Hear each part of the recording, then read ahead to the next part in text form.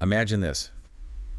You're just walking across a room, not really thinking about it, and bam, you step on something sharp. Before you Ow! even think pain, your foot's already pulling back, right? hmm And your other leg is like bracing you. Instantly, it happens so fast. Exactly. And it's all automatic. Or, your heart beating, digestion, pupils changing size. How does our body do all that every single second? It really is one of the most remarkable systems, just working away constantly in the background. We barely notice it because, well, it's usually so reliable. That's it. And that's what we do here on the Deep Dive. We take these, complex topics, dig into the source material, and pull out those key insights, those aha moments. Making sense of the complex stuff. Right. And today, we are diving deep into the body's incredible control center, the nervous system. We're working from this really comprehensive review document covering the spinal cord and brain. Yeah, it's packed with detail. We'll start with the spinal cord, the body's information highway. Then we'll look at reflexes, the super fast reactions. Then the autonomic nervous system, the hidden manager inside. And finally, we'll unpack the brain itself, the big boss. Get ready for some genuinely surprising stuff about how you actually work. Okay, let's dive in. So first up, the spinal cord. It's more than just a cable, right? It's this crucial two-way street for information, brain to body, body back to brain. Absolutely. But what's maybe less known is its own processing power, especially for those reflexes we mentioned. It can act independently. Which is amazing. Yeah. But it's also pretty vulnerable, isn't it? It is surprisingly delicate, which is why the body's built these incredible layers of protection around it. First, you've got the hard bone, the vertebrae. Like armor. Exactly. Then inside that, there's this cushioning fluid, cerebrospinal fluid, CSF. It's like a natural shock absorber. Okay. And then wrapped around the cord itself are three membranes, the meninges. Bones, fluid membranes. Tell me more about those membranes. Okay, so the outermost one is the duramater. It's really tough, almost like a leathery sheath. Right. Underneath that, you've got the arachnoid mater, which is kind of web-like. And the space just beneath that, the subarachnoid space, that's where the CSF circulates. Ah, and that's where they do spinal taps. Precisely. For sampling that CSF, then hugging the cord directly is the pia mater. Very thin, very delicate. It's like layers of an onion almost. So how big is this thing, this spinal cord?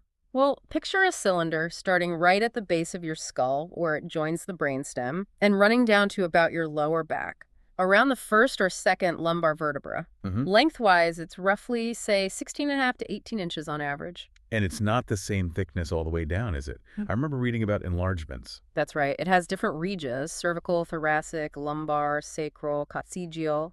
And yeah, it bulges out a bit in the cervical region up near your neck, and again in the lumbar region, lower back. Why there? Well, that's where all the nerves for your arms and legs connect. Big bundles of nerves need more space, more gray matter for processing. Makes sense. And the cord itself, it ends in a point.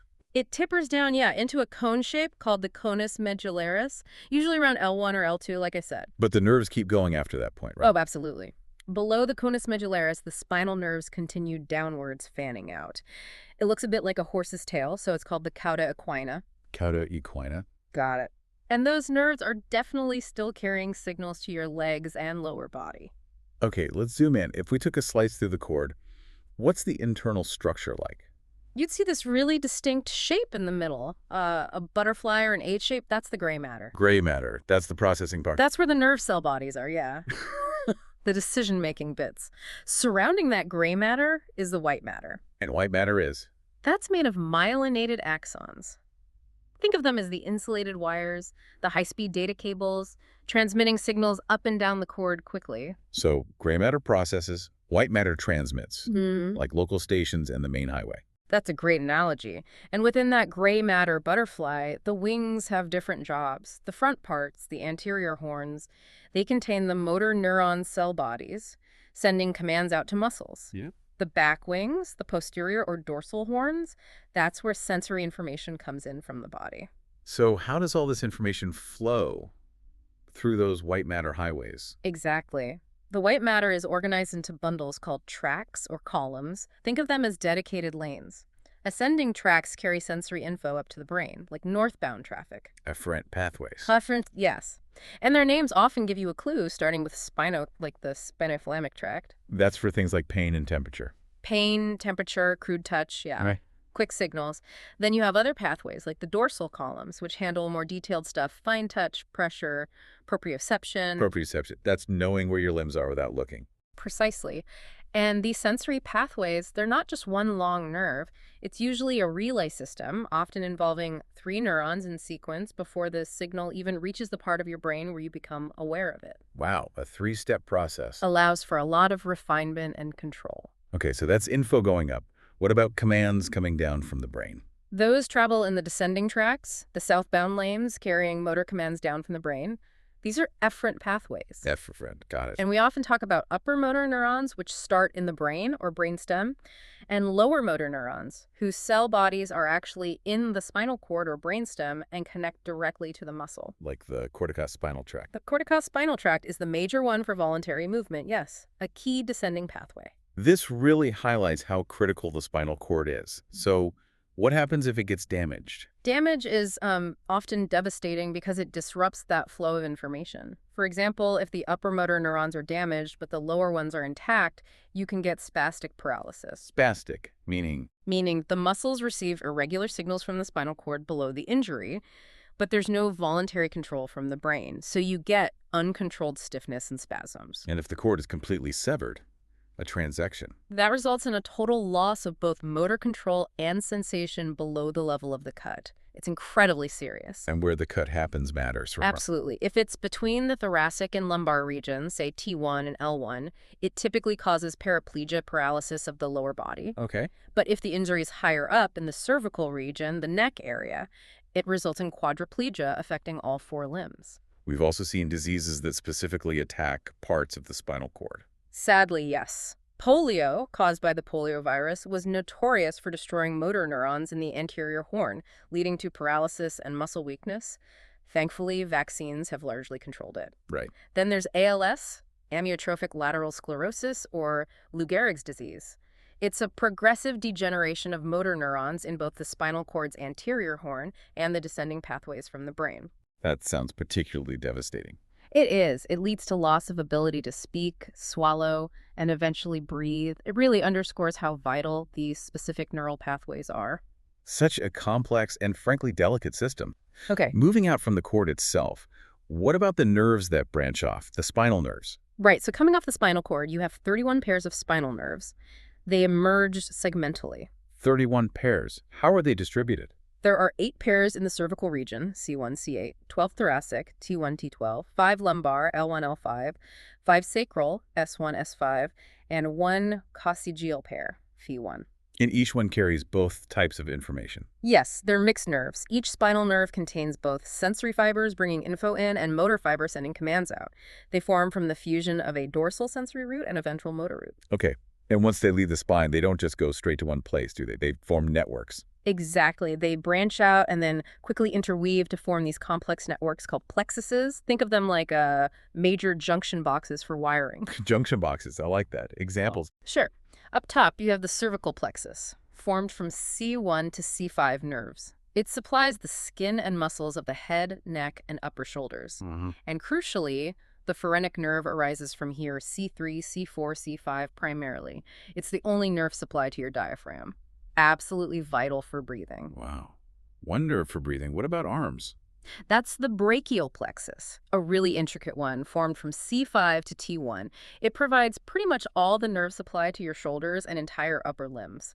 Think nerves like the radial, median, ulnar, they all come from the brachial plexus. Okay, and lower down. You have the lumbar plexus from L1 to L5. It supplies the abdominal wall, genitals, and parts of the lower limbs like the femoral nerve. Right. And finally, the sacral and coccygeal plexuses, mostly L5 down to S5.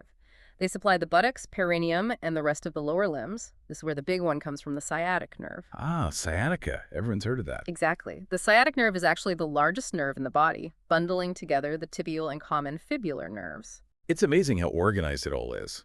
Doctors use this mapping, don't they? Dermatomes and myotomes. Absolutely. It's fundamental for diagnosing nerve injuries. A dermatome is a specific area of skin supplied by sensory nerves from a single spinal nerve root. So numbness in a specific patch, points to a specific nerve root. Pretty much, yeah.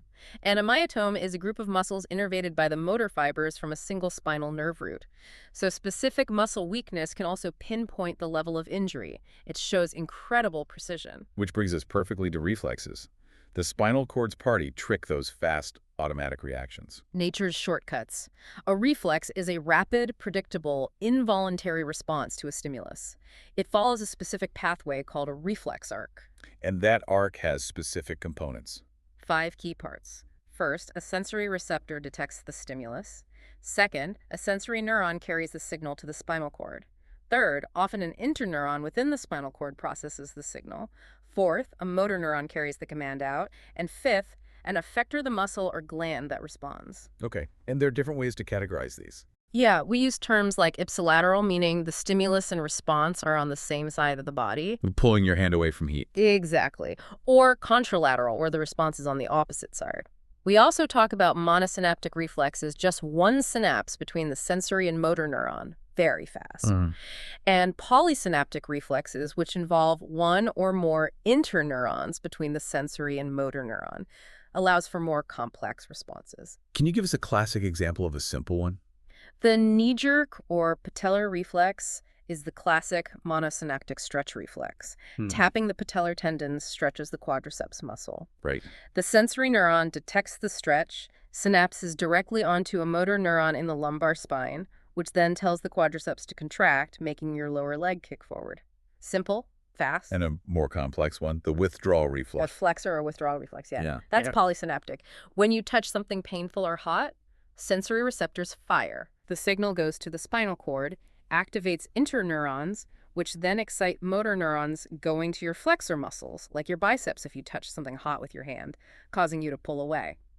At the same time, other interneurons inhibit the extensor muscles like your triceps, so they don't resist the withdrawal. Okay, that makes sense. But then there's the really cool one, the cross-extensor reflex. Yeah. What's happening there? This one's brilliant. Imagine stepping on that sharp Lego again, this time with your right foot. Okay, ouch. Withdrawal reflex kicks in for the right leg. Right, your right leg flexes, pulling your foot up. But if that was all that happened, you'd probably fall over, right? Yeah, good point. So simultaneously, via other interneurons crossing to the other side of the spinal cord, the cross-extensor reflex is triggered. It excites the motor neurons for the extensor muscles in your left leg and inhibits the flexors. So the left leg straightens and stiffens. Exactly, to support your weight and maintain balance while your right foot is lifting off the painful object. It's this incredible, coordinated, contralateral response ensuring you stay upright. All automatic. That's just, wow, the built-in intelligence is amazing. Okay, let's shift gears now. From these rapid, often protective reflexes, let's move to the system that manages our internal world constantly without us thinking. The autonomic nervous system, the ANS. Right. The ANS is your body's involuntary control system. It's all about maintaining internal balance, homeostasis. It's constantly adjusting things like heart rate, digestion, breathing rate, blood pressure. It's often described as having two main branches, acting in opposition. That's the classic way to think about it, yeah. The sympathetic division and the parasympathetic division, often characterized as fight or flight versus rest and digest. Okay, let's unpack fight or flight first, the sympathetic system. The sympathetic division generally gears you up for action. It mobilizes the body's resources for immediate, strenuous activity. Its nerves mostly originate from the thoracic and lumbar regions of the spinal cord, those lateral gray horns we mentioned. Structurally, it tends to have short nerve fibers leaving the spinal cord, preganglionic, that synapse and ganglia relatively close to the cord, and then longer fibers, postganglionic, that travel out to the target organs.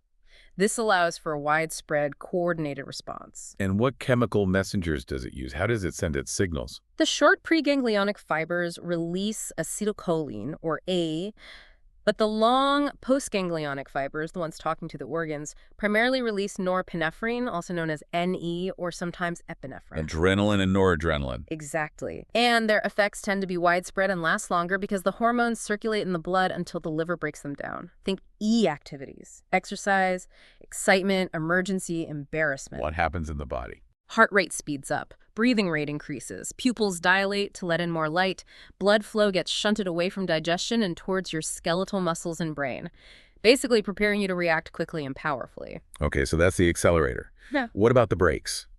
Rest and digest, the parasympathetic division. Exactly. The parasympathetic division generally does the opposite. It conserves energy and promotes housekeeping functions like digestion and waste elimination. Its nerves originate from the brainstem via cranial nerves and the sacral region of the spinal cord. Different origin points Yes. and structure. Its structure is different, too. It typically has long preganglionic fibers that travel almost all the way to the target organ, and then very short postganglionic fibers. The ganglia are often right on or inside the organ wall. So it's more targeted. Much more localized and specific effects, yes. And its chemical messenger is different, too, in a key way. How so? Both the long preganglionic and the short postganglionic fibers of the parasympathetic system use acetylcholine, ATO. Only AH. Only AR in the parasympathetic postganglionic signaling. And its effects are generally short-lived because AVAS is broken down very quickly right at the synapse. Think D activities, digestion, defecation, diuresis. So what are the effects? Slows heart rate, slows breathing, constricts pupils, stimulates digestion and glandular secretions, directs blood flow towards the digestive tract, basically calming things down and focusing on maintenance and recovery. It's this constant balancing act between the two then. Sympathetic ramps things up, parasympathetic calms them down. Precisely. Most organs receive input from both divisions, and it's the interplay between them that maintains homeostasis, that internal equilibrium under varying conditions. And what kind of things does the ANS actually control? A huge range. Glands both exocrine like sweat glands and endocrine like the adrenal gland. Cardiac muscle, your heart. Smooth muscle found in blood vessels, airways, digestive tract, bladder. And it influences blood flow to skeletal muscles, too. It's managing almost everything internal. Okay, you mentioned the messengers AC, ACH, and NEA, but you also hinted it's more complex. How can the same messenger sometimes do different things? That seems counterintuitive. Let's get into the receptors. Ah, yes, this is where it gets really elegant. It's not just about the messenger, the neurotransmitter, it's about the lock it fits into the receptor on the target cell. Okay. So fibers that release AC are called cholinergic fibers. AC is released by all preganglionic neurons, both sympathetic and parasympathetic, and all parasympathetic postganglionic neurons. Right. Now, there are two main types of cholinergic receptors, two types of locks for the AC key, nicotinic receptors and muscarinic receptors. Nicotinic and muscarinic. Nicotinic receptors are found on skeletal muscle cells at the neuromuscular junction, on all postganglionic neurons, both sympathetic and parasympathetic, and on cells of the adrenal medulla. When AC binds to a nicotinic receptor, the effect is always excitatory. It always triggers a response. Always go. Got it. What about muscarinic? Muscarinic receptors are found on all the effector organs stimulated by parasympathetic postganglionic neurons. Think heart muscle, smooth muscle in the gut, glands.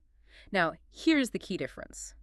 When AE binds to a muscarinic receptor, the effect can be either excitatory or inhibitory. Ah. So the same key, AT, can either turn something on or turn it off, depending on the specific muscarinic lock it finds. Exactly. For instance, AET binding to muscarinic receptors on heart muscle slows the heart down, inhibitory, but binding to receptors on intestinal smooth muscle causes contraction, excitatory. It depends on the specific receptor subtype on that organ. That makes so much more sense. It's the lock, not just the key. What about norepinephrine, NE? Okay, so fibers that release NE are called adrenergic fibers. These are almost exclusively the sympathetic postganglionic neurons. Right, fight-or-flight messengers. Correct. And NE and epinephrine bind to adrenergic receptors, which also come in two main classes, alpha and beta receptors. And each of these has subtypes like alpha 1, alpha 2, beta 1, beta 2, beta 3. More lock. More locks. Generally speaking, any binding to alpha receptors tends to be stimulatory, think vasoconstriction, constricting blood vessels. Okay. And any binding to beta receptors is often inhibitory, think relaxing smooth muscle in the airways, bronchodilation. But there are crucial exceptions based on the specific beta subtype and location. Right. The most famous one. Any binding to beta 1 receptors on the heart muscle is stimulatory. It increases heart rate and force of contraction. So same neurotransmitter, NE, but binding to beta 1 on the heart speeds it up, while binding to beta 2 in the lungs helps you breathe easier. That level of specificity is just incredible. The complexity allows for such fine-tuned control. Right. Okay, we've covered the highway, the reflexes, the automatic manager. Yeah. Now for the headquarters, the brain. The command center itself. Yeah. And just like the spinal cord, it's incredibly well protected. You've got the skull-solid bone armor. Right. Then the same three meninges we discussed, dura mater, arachnoid mater, pia mater, continuing up to envelop the brain. And crucially, that cerebrospinal fluid, CSF, bathing the brain inside the skull and within internal cavities called ventricles. And the CSF does more than just cushion, you said. Oh, yes. It's constantly being produced by specialized structures called choroid plexuses inside the ventricles. It flows through the ventricles out into the subarachnoid space around the brain and spinal cord and eventually gets reabsorbed back into the blood. A constant circulation. Yeah, and this provides mechanical protection buoyancy, basically, so the brain doesn't crush under its own weight. It provides chemical protection, maintaining a stable ionic environment, and it helps with circulation of nutrients and removal of waste products. It's vital. And the brain needs a lot of fuel, right? Blood supply is critical. Blood supply is critical. Absolutely non-negotiable. The brain demands a constant, huge supply of oxygen and glucose. It gets this mainly via two pairs of arteries, the internal carotid arteries and the vertebral arteries. And any interruption is bad news. Even a few minutes of disrupted blood flow can cause irreversible damage to brain cells. That's essentially what happens in a stroke. Okay, let's start our tour inside. Where do we begin? The brainstem seems like the most fundamental part. It's definitely the foundation. The brainstem connects the main part of the brain, the cerebrum, to the spinal cord and the cerebellum. It's a conduit for major pathways, but also has critical functions of its own. It's made of three parts, bottom to top: medulla oblongata, pons, and midbrain. Let's start at the bottom, the medulla. What's its job? The medulla is continuous with the spinal cord. It's where those major motor pathways, the pyramidal tracts, cross over. That's the decussation. So the right brain controls the left body and vice versa. Oh, the crossover point. Yes. But even more importantly, the medulla contains vital autonomic centers that control heart rate, blood pressure, breathing rhythm, and also reflexes like swallowing, coughing, sneezing, vomiting, basic survival stuff. So damage there is catastrophic. Often fatal, yes. Moving up, you have the pons. Pons means bridge, right? Yeah. It does. It acts as a bridge, relaying signals between the cerebrum and the cerebellum, helping coordinate voluntary movements. It also contains nuclei that help the medulla regulate breathing. Okay. And the midbrain? The midbrain sits atop the pons. It contains visual reflex centers, coordinating head and eye movements towards a visual stimulus, and auditory reflex centers, like startling to a loud noise. It's also involved in consciousness. And running through the brainstem is something called the reticular formation. Yes, the reticular formation is this diffuse network of neurons extending through the brainstem. A key part is the reticular activating system, or RAS. RAS, what does that do? Think of it as your brain's alertness center. It filters incoming sensory information, deciding what's important enough to bring to your conscious attention. It wakes you up from